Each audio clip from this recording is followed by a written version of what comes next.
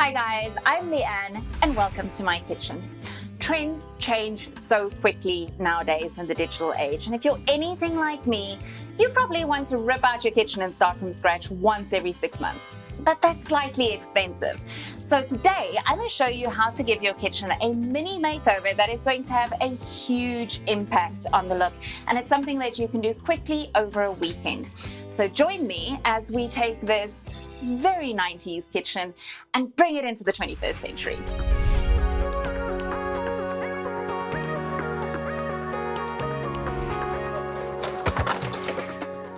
So the first thing that I want to do is I want to replace all of the hardware on the cabinets in my kitchen. These are very old-fashioned and they tend to collect quite a bit of dirt. Now the beautiful thing about Gelmar is that they curate collections of handles in the same style. Let me show you. Look at these. How gorgeous are they? It's a beautiful brushed gold, and I have chosen 3 different types of handles from the collection. So not only am I going to be able to create a new style and a new look, but I'm going to be able to create interest by using different shapes and different sizes as well. Now, while this is a very, very easy project to do, there was something that really scared me about it. If you look at these handles, you can see that the holes are in the back. That means that I'm going to have to drill through the cupboard and reach a hole that's in the back of the handle that I won't necessarily be able to see. However, somebody let me in on a little trick, and I'm going to share that with you today. We're actually going to create a template that we're going to be able to use to measure where we need to put our holes. So let me show you how it's done.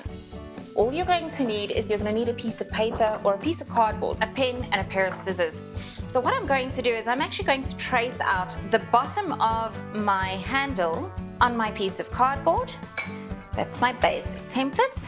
I'm going to cut that out. Now that I've got the basic template, I'm going to put it onto my hinge here. I'm going to line it up. I'm going to locate my holes and just use a pin to poke that hole through. I'm going to do the same thing for each of my different handles.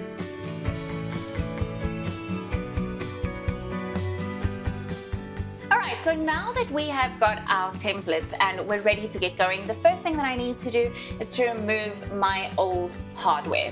And it's just simply a question of unscrewing the old hardware.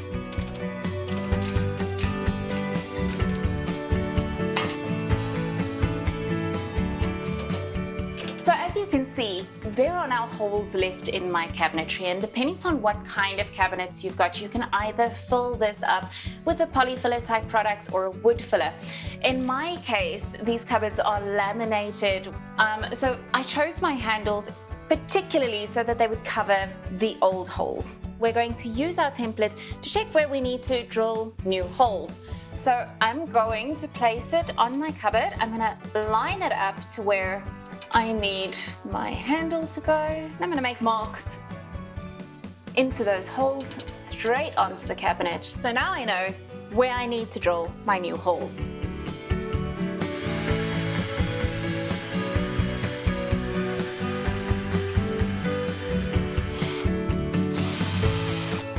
So this is the fun part, we're attaching our hardware. Luckily, all of these pieces come with their own screws, and I'm just going to put the screws in from the back.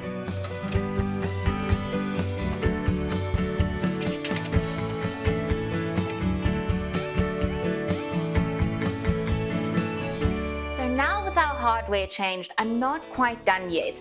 I'm going to add on these glass hangers onto the bottom of my cabinets so that I can hang my wine glasses. How cool is that going to look? So this is very easy. It's simply 2 holes and 2 screws that need to go in underneath, right? So it's going to go there.